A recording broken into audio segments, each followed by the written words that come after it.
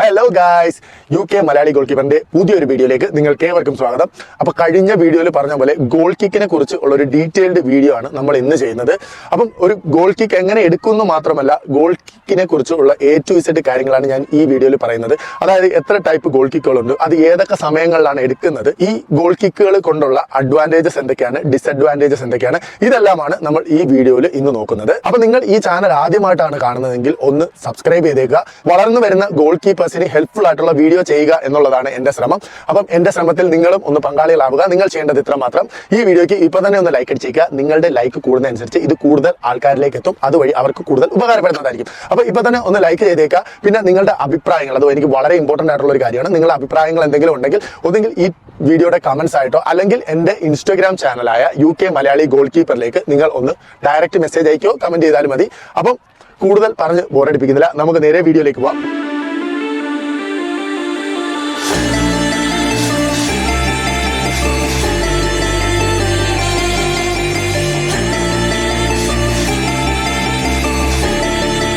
Goal kick എന്ന് പറഞ്ഞു കഴിഞ്ഞാൽ നമ്മൾ ഷോർട്ട് പാസ് ചെയ്യുന്ന പോലെയും ത്രൂ പാസ് അതുപോലെ തന്നെ ക്രോസ് ചെയ്യുന്നത് പോലെ വളരെ ആക്യുറേറ്റ് ആയിട്ട് ചെയ്യേണ്ട ഒരു കാര്യമാണ്. ഇതൊരു ലോങ് പാസ് ആയിട്ട് തന്നെ നിങ്ങൾ കൺസിഡർ ചെയ്യുക. അതുകൊണ്ട് ഇതിന് ആക്യുറസി വളരെ ഇമ്പോർട്ടന്റ് ആണ്. അപ്പം മിക്ക ഗോൾ കീപ്പേഴ്സിനും ഗോൾ കിക്ക് എന്ന് പറയുമ്പോൾ അവരുടെ ഒരു മെന്റാലിറ്റി എന്ന് പറഞ്ഞാൽ നമ്മൾ ബോൾ വെക്കുന്നു, ഇത് മാക്സിമം എത്ര ദൂരെ അടിക്കാമോ അത്രയും ദൂരെ അടിച്ചു കളയുക എന്നുള്ളതാണ്.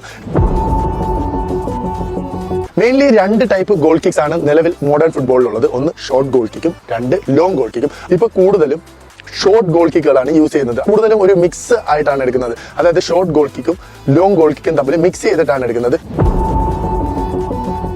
നമ്മൾ എങ്ങനെയാണ് ഒരു ഷോർട്ട് ഗോൾ കിക്ക് എടുക്കേണ്ടതെന്ന് പറഞ്ഞു കഴിഞ്ഞാൽ, നമ്മൾ നമ്മുടെ ഡിഫൻഡേഴ്സിനെ മാക്സിമം നമ്മളുടെ പെനാൽറ്റി ബോക്സിനകത്തേക്ക് വരുത്തുക. ബോൾ നമ്മൾ സെന്ററിൽ വെക്കുക. എന്തുകൊണ്ട് ബോൾ സെന്ററിൽ വെക്കുന്നതെന്ന് പറഞ്ഞു കഴിഞ്ഞാൽ, പെനാൽറ്റി ബോക്സിന് വെളിയിൽ എന്തായാലും നമ്മളുടെ ഒപ്പോണന്റ് സ്ട്രൈക്കേഴ്സ് നമ്മളെ പ്രസ് ചെയ്യാൻ കാണും. അപ്പോൾ നമ്മളിപ്പോൾ ഒരു ലെഫ്റ്റ് സൈഡിലേക്ക് കൂടുതൽ നീക്കി വെക്കുക അല്ലെങ്കിൽ റൈറ്റ് സൈഡിലേക്ക് കൂടുതൽ നീക്കി വെച്ചാൽ അവർക്ക് ഒരു ഐഡിയ കിട്ടും ഏത് സെന്റർ ബാക്കിനാണ് നമ്മൾ കളിക്കാൻ പോകുന്നത്. അത് റൈറ്റ് സൈഡിൽ നിൽക്കുന്ന സെന്റർ ബാക്കിനാണോ ലെഫ്റ്റ് സൈഡിൽ നിൽക്കുന്ന സെന്റർ ബാക്കിനാണോ കളിക്കാൻ പോകുന്നതെന്നുള്ള ഒരു ഐഡിയ കിട്ടും. അപ്പോൾ നമ്മൾ ബോൾ കറക്റ്റ് സെന്ററിൽ വെക്കുക. അതായത് പെനാൽറ്റി സ്പോട്ടിന് നേരെ ആയിട്ടുള്ള ഒരു പൊസിഷനിൽ വെച്ച് കഴിഞ്ഞാൽ ഫ്രീ ആയിട്ട് ഏത് സെന്റർ ബാക്കിന് വേണമെങ്കിലും കളിക്കാം. ഇനി ചെയ്യേണ്ട രണ്ടാമത്തെ കാര്യം എന്ന് പറഞ്ഞാൽ, നമ്മളുടെ ഫുൾ ബാക്സ് അതായത് ലെഫ്റ്റ് വിംഗ് ബാക്കും റൈറ്റ് വിംഗ് ബാക്കിനെയും മാക്സിമം താഴേക്ക് ഇറക്കി വൈഡ് ആയിട്ട്, അതായത് ടച്ച് ലൈനിന് ക്ലോസ് ആക്കി നിർത്തുക. അത് ഗോൾ കീപ്പറിന്റെ ഉത്തരവാദിത്തമാണ് ഈ പ്ലേയേഴ്സിനെ എല്ലാം വിളിച്ചു നിർത്തേണ്ടത്. ഇനി ചെയ്യേണ്ട അടുത്ത കാര്യം എന്ന് പറഞ്ഞു കഴിഞ്ഞാൽ, നമ്മളുടെ ടീമിലെ ഡിഫൻസീവ് മിഡ്ഫീൽഡേഴ്സിനെ സെന്ററിൽ പൊസിഷൻ ചെയ്യുക. ഇങ്ങനെയൊക്കെ ആയിരിക്കും നമ്മൾ ഒരു ഷോർട്ട് ഗോൾ കിക്കിന് വേണ്ടിയിട്ട് നമ്മളുടെ പ്ലേയേഴ്സിനെ പൊസിഷൻ ചെയ്യേണ്ടത്. 5 അവസരങ്ങളിലാണ് നമുക്ക് ഈ ഷോർട്ട് ഗോൾ കിക്കുകൾ ലോങ് ഗോൾ കിക്കിനേക്കാൾ പ്രിഫർ ചെയ്യാൻ പറ്റുന്നത്. അതിൽ ഒന്നാമത്തത് എന്ന് പറഞ്ഞു കഴിഞ്ഞാൽ, നമ്മുടെ മാനേജേഴ്സിന് ഡിഫൻസിൽ നിന്ന് തന്നെ ഗെയിം ബിൽഡപ്പ് ചെയ്യണം എന്നുള്ള ഒരു ടാക്ടിക്സ് ഉള്ളപ്പോൾ നമ്മൾക്ക് ഷോർട്ട് ഗോൾ കിക്കുകൾ കളിക്കാം. ഇനി രണ്ടാമതായിട്ട് പറയേണ്ടത്, എതിർ ടീമിന്റെ ഡിഫൻഡേഴ്സ് നല്ല ഫിസിക്, നമ്മളുടെ ഫോർവേഡ്സിനേക്കാളും നല്ല ഫിസിക് ഉള്ളവരാണെങ്കിൽ, ഈ ഞാൻ കഴിഞ്ഞ ഒരു വീഡിയോയിൽ പറഞ്ഞതുപോലെ ഏരിയൽ എബിലിറ്റി അവർക്ക് കൂടുതലായിരിക്കും. അങ്ങനെയുള്ള ഒരു ടീമിനെതിരെ നമ്മൾ ഈ ലോങ് ഗോൾ കിക്ക് കളിച്ചിട്ട് ഒരു കാര്യമില്ല. അവിടെയും നമുക്ക് ഈ ഷോർട്ട് ഗോൾ കിക്കുകൾ കൂടുതലും ട്രൈ ചെയ്യാവുന്നതാണ്. ഇനി മൂന്നാമതായിട്ട് പറയേണ്ടത്, ഇപ്പൊ ഹൈ പ്രസിംഗ് ആയിട്ടുള്ള ഫോർവേഡ്സ് ഉണ്ടെന്ന് വെച്ചോ. അപ്പം എന്താ നടക്കുന്നതെന്ന് പറഞ്ഞു കഴിഞ്ഞാൽ, നമ്മളിപ്പം ഒരു ഷോർട്ട് ഗോൾ കിക്ക് കളിച്ചു കഴിഞ്ഞാൽ ഉറപ്പായും അവരുടെ ഫോർവേഡ്സ് നമ്മളുടെ ഡിഫൻഡേഴ്സിനെ പ്രസ് ചെയ്യാനായിട്ട് വരും.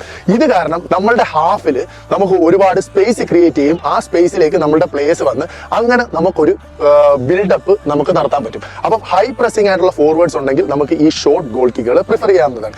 ഇനി നാലാമതായിട്ട് പറയേണ്ടത്, കാലാവസ്ഥ നമുക്ക് അനുകൂലമല്ല എങ്കിൽ, അതായത് ഒരു കാറ്റുള്ള ഒരു ദിവസമാണെങ്കിൽ നമ്മൾ എത്ര ലോങ് കിക്ക് എടുത്താലും അത് നമുക്ക് ഒരു അഡ്വാൻറ്റേജ് തരത്തില്ല. ലോങ് ഗോൾ കിക്ക് എടുത്തു കഴിഞ്ഞാൽ നമുക്ക് ഉദ്ദേശിക്കുന്ന ആ ഒരു ഡിസ്റ്റൻസും കിട്ടത്തില്ല, നമ്മൾ ഉദ്ദേശിക്കുന്ന ടാർഗറ്റിൽ അത് എത്തത്തില്ല.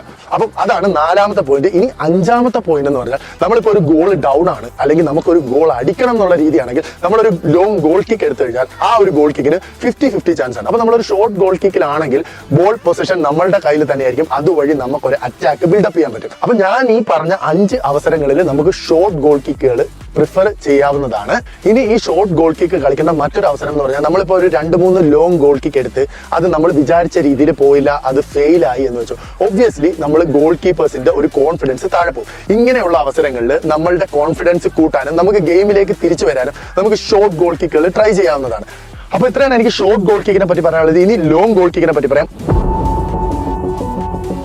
ലോങ് ഗോൾ കിക്കുകൾ ഏതൊക്കെ സാഹചര്യത്തിലാണ് നമുക്ക് കളിക്കാൻ പറ്റുന്നത്? അതിന് നമുക്ക് മെയിൻലി 5 സാഹചര്യങ്ങളാണ്. ഒന്നെന്ന് പറഞ്ഞു കഴിഞ്ഞാൽ ഏരിയൽ എബിലിറ്റി നമുക്ക് കുറച്ച് അഡ്വാൻറ്റേജ് ഉണ്ടെങ്കിൽ നമുക്ക് ധൈര്യമായിട്ട് നമുക്ക് ലോങ് ഗോൾ കിക്കുകൾ കളിക്കാം. രണ്ടാമതായിട്ട് നമ്മളിപ്പോൾ ഒരു ഗോളിന് ജയിച്ച് നിൽക്കുകയാണെങ്കിൽ നമുക്ക് മാക്സിമം ടൈം വേസ്റ്റ് ചെയ്യാൻ പറ്റും. ലോങ് ഗോൾ കിക്സ് എടുക്കുന്ന സമയത്ത് നമുക്ക് നല്ല രീതിയിൽ ടൈം വേസ്റ്റ് ചെയ്ത് നമ്മളുടെ ടീമിന് അതൊരു അഡ്വാൻറ്റേജ് ആയിട്ട് വരാം. എനിക്കറിയാം ഒരുപാട് പേര് ഇത് പറയും, ഇതൊന്നും സ്പോർട്സ്മാൻ സ്പിരിറ്റിന് ചേർന്ന കാര്യമല്ല എന്ന് അഭിപ്രായമുള്ള ഒരുപാട് പേര് കാണും. പക്ഷെ എന്നിരുന്നാലും നമുക്ക് നമ്മളുടെ ടീമാണ് വലുത്.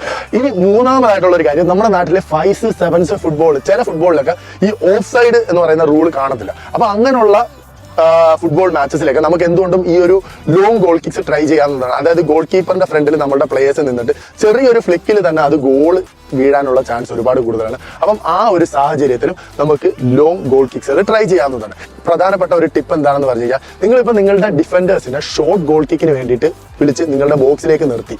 ഈ ഒരു സാഹചര്യത്തിൽ നിങ്ങൾ ഉടനെ തന്നെ ഒരിക്കലും ഒരു ലോങ് ഗോൾ കിക്ക് പ്രിഫർ ചെയ്യരുത്. നമ്മളുടെ ഒപ്പോണൻസ് ഈ ബോൾ ഹെഡ് ചെയ്ത് തിരിച്ച് നമ്മളിലേക്ക് അറ്റാക്ക് വന്നു കഴിഞ്ഞാൽ നമ്മളുടെ ഈ പ്ലേയേഴ്സിന്റെ പൊസിഷൻ എല്ലാം ഡേഞ്ചർ ആയിട്ട് നിൽക്കുന്ന പൊസിഷനാണ്. ഒപ്പോണൻസിന് ഒരുപാട് സ്പേസ് നമ്മളുടെ ഫൈനൽ തേർഡിലുണ്ടായിരിക്കും. അപ്പം ഈ പൊസിഷനിൽ നിന്ന് നമ്മളുടെ പ്ലേയേഴ്സ് ആ ഒരു ഡിഫൻസീവ് കവറിലേക്ക് എത്തുന്ന സമയം കൊണ്ട് ചിലപ്പോൾ നമുക്കൊരു ഗോൾ വാങ്ങിച്ചു നിൽക്കും. അപ്പം ഒരു കാരണവശാലും നിങ്ങൾ നിങ്ങളുടെ ഡിഫൻഡേഴ്സിന് ഒരു ഷോർട്ട് ഗോൾ കിക്കിന് പിടിച്ച് നിർത്തിയിട്ട് ഒരിക്കലും ഒരു ലോങ് ഗോൾ കിക്ക് കളിക്കരുത്. ഇനി അഥവാ നിങ്ങൾക്ക് ഷോർട്ട് ഗോൾ കിക്കിന് പിടിച്ച് നിർത്തി ലോങ് ഗോൾ കിക്ക് കളിക്കണം എന്ന് തോന്നി കഴിഞ്ഞാൽ അവരെ കയറ്റി വിടുക.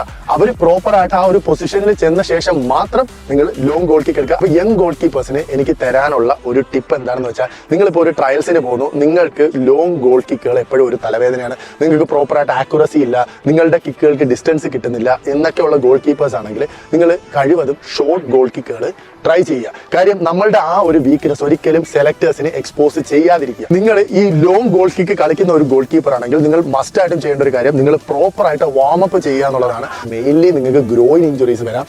അത് ഒഴിവാക്കാനാണ് ഞാനിത് പറയുന്നത്. ഒരു കാരണവശാലും പ്രോപ്പർ വാമപ്പ് ഇല്ലാതെ നിങ്ങൾ ലോങ് ഗോൾ കിക്കുകൾ കളിക്കരുത്. അപ്പൊ ഞാൻ UK വരുമ്പോൾ എന്റെ ഗോൾ കിക്കുകളൊക്കെ വളരെ മോശമായിട്ടുള്ള ഒരു സമയമായിരുന്നു കേട്ടോ. കാര്യം ഞാൻ നാട്ടിൽ കൂടുതലും 7s ഫുട്ബോളാണ് കളിച്ചത്. അവിടെ നമുക്ക് ഈ ലോങ് ഗോൾ കിക്ക് ഇത്രയും ചെയ്യേണ്ട ആവശ്യമൊന്നുമില്ല. എന്റെ കോച്ചായിരുന്ന സെയ്മസ് എന്ന് പറയുന്ന ഒരു വ്യക്തിയായിരുന്നു. പുള്ളി എന്ന് പറഞ്ഞു കഴിഞ്ഞാൽ പുള്ളി ഒരു ബിഗ് ഷോട്ടാണ് കേട്ടോ. 2016 യൂറോ കപ്പ്, അതായത് ക്രിസ്ത്യാനോ റൊണാൾഡോയും പോർച്ചുഗലും ഒക്കെ യൂറോ കപ്പ് വിൻ ചെയ്ത ആ യൂറോ കപ്പിൽ അയർലൻഡ് റിപ്പബ്ലിക് ടീമിന്റെ ഹെഡ് കോച്ചായിരുന്നു ഗോൾ കീപ്പിങ്ങിന്റെ. പ്രീമിയർ ലീഗിൽ ആസ്റ്റൺ വില്ല, ലെസ്റ്റർ സിറ്റി, അതുപോലെ തന്നെ നോട്ടിംഗ്ഹാം ഫോറസ്റ്റ്, സണ്ടർലാൻഡ്, ഇങ്ങനെയൊക്കെയുള്ള വലിയ വലിയ ക്ലബ്ബുകളുടെ ഗോൾ കീപ്പർ കോച്ചായിട്ട് വർക്ക് ചെയ്തിട്ടുള്ളത്. അപ്പം ഈ ലോങ് ഗോൾ കിക്കുകൾക്ക് പുള്ളിയുടെ വക എനിക്ക് തന്ന ട്രെയിനിങ് ടിപ്സുകളാണ് ഞാൻ നിങ്ങൾക്ക് ഇപ്പോൾ ഷെയർ ചെയ്യുന്നത്. അപ്പോൾ ഗൈസ്, ഞാൻ ആദ്യം ഷൂട്ട് ചെയ്ത ഈ ലോങ് ഗോൾ കിക്കിൻ്റെ വീഡിയോ എഡിറ്റ് ചെയ്ത് വന്നപ്പം നമ്മുടെ കമലഹാസൻ്റെ ഇന്ത്യൻ സിനിമ പോലെ എന്തിനോ വേണ്ടി എടുത്തതുപോലെയായി. അപ്പം എനിക്കൊരു സാറ്റിസ്ഫാക്ഷൻ അങ്ങോട്ട് വന്നില്ല. അതുകൊണ്ട് ഞാനത് റീഷൂട്ട് ചെയ്യുകയാണ്.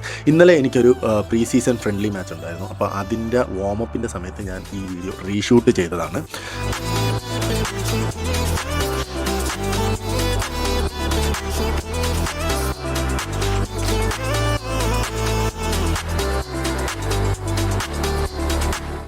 ഒരു ലോങ് ഗോൾ കിക്ക് എടുക്കുമ്പോൾ ആദ്യത്തെ സ്റ്റെപ്പ് എന്ന് പറഞ്ഞു കഴിഞ്ഞാൽ ബോൾ പ്രോപ്പറായിട്ടൊരു പ്ലേസിൽ പൊസിഷൻ ചെയ്യുക എന്നുള്ളതാണ്. അത് നിങ്ങൾ ബോൾ പൊസിഷൻ ചെയ്യുമ്പോൾ ഒരിക്കലും ലൈനിന് ബാക്കിലും വെക്കരുത്, ലൈനിന് മുമ്പിലോട്ടും വെക്കരുത്. ഗോൾ ലൈൻ ടെക്നോളജിയെ പറ്റി നമുക്കെല്ലാം ഒരു ഐഡിയ ഉള്ളതാണ്. സെയിം കാര്യം തന്നെയാണ് ഗോൾ കിക്കും. അതായത് ബോളിൻ്റെ ഒരു കേർവ്ഡ് പോർഷൻ മാത്രം ഈ ലൈനിൽ ടച്ച് ചെയ്താൽ മതി.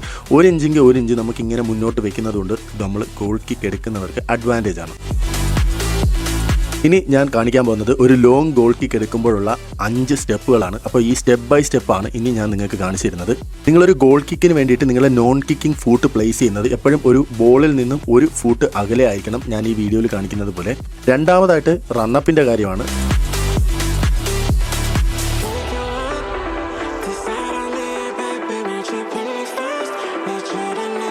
ലോങ് റണ്ണപ്പ് എടുത്താലുള്ളൊരു പ്രശ്നം എന്ന് പറഞ്ഞു കഴിഞ്ഞാൽ, ഒന്ന് നമ്മളുടെ അത്രയും എനർജി വേസ്റ്റ് ആവുകയാണ്. 2 നമ്മൾ ഇത്രയും ഓടി വന്ന് നമ്മളെ ബോഡിയെ കൺട്രോൾ ചെയ്യുമ്പോഴത്തേക്കും നമ്മുടെ ബോഡി ബാലൻസ് നഷ്ടപ്പെടാൻ സാധ്യതയുണ്ട്.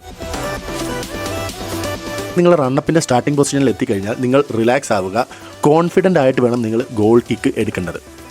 ഒരു ഗോൾ കിക്ക് എടുക്കുന്ന സമയത്ത് നിങ്ങളുടെ ടാർഗറ്റ് നിങ്ങളുടെ നോൺ കിക്കിങ്ങിലേക്ക് പോയിന്റ് ചെയ്യുന്ന ഡയറക്ഷൻ, പിന്നെ നിങ്ങളുടെ റണ്ണപ്പിൻ്റെ സ്റ്റാർട്ട്, ഈ 3 പോയിന്റും ഒരേ ലൈനിലായിരിക്കണം.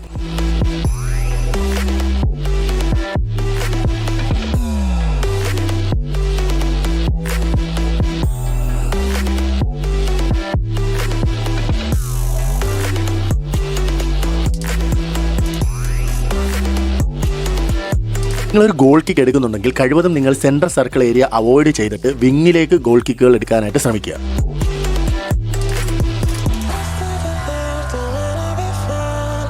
നിങ്ങൾ ഗോൾ കിക്ക് എടുക്കുമ്പോൾ പൊക്കമുള്ള ഏരിയയിൽ ബോൾ വെച്ച് കിക്ക് എടുക്കുന്നത് ഒഴിവാക്കുക. കാര്യം അങ്ങനെ വന്നു കഴിഞ്ഞാൽ കോൺടാക്ട് വരുന്നത് ബോളിൻ്റെ ഏറ്റവും താഴെ ഭാഗത്തായിരിക്കും. ഇത് ഗോൾ കിക്കിന് ഹൈറ്റ് കിട്ടും, പക്ഷേ ഒരിക്കലും നമുക്ക് ആ ഒരു ഡിസ്റ്റൻസ് കിട്ടത്തില്ല. അതുകൊണ്ട് ഗോൾ കിക്ക് എടുക്കുമ്പോൾ എപ്പോഴും ഒരു പ്ലെയിൻ ഏരിയയിൽ വെച്ചിട്ട് വേണം നിങ്ങൾ ഗോൾ കിക്ക് എടുക്കാൻ. കിക്ക് ചെയ്തേക്കുന്ന സമയത്ത് ഞാൻ ഈ ഗ്രീൻ സർക്കിളിൽ മാർക്ക് ചെയ്തേക്കുന്ന ഏരിയയിലായിരിക്കണം നിങ്ങളുടെ കാലും ബോളും തമ്മിൽ കോൺടാക്ട് വരേണ്ടത്. ഞാൻ ഈ കാണിച്ചേക്കുന്ന ഗ്രീൻ ഏരിയയിൽ ആയിരിക്കണം ബോളുമായിട്ട് നിങ്ങളുടെ കാല് കോൺടാക്റ്റിൽ വരേണ്ടത്. ഇനി അഞ്ചാമത്തെ സ്റ്റെപ്പാണ് നിങ്ങളുടെ ഫോളോ ത്രൂ ആക്ഷൻ. വൺസ് നിങ്ങൾ കിക്ക് ചെയ്ത് കഴിഞ്ഞാൽ നിങ്ങളുടെ കാല് ആ ഒരു ആക്ഷൻ ഫോളോ ത്രൂ ചെയ്യുന്നുണ്ടെന്ന് ഉറപ്പുവരുത്തുക.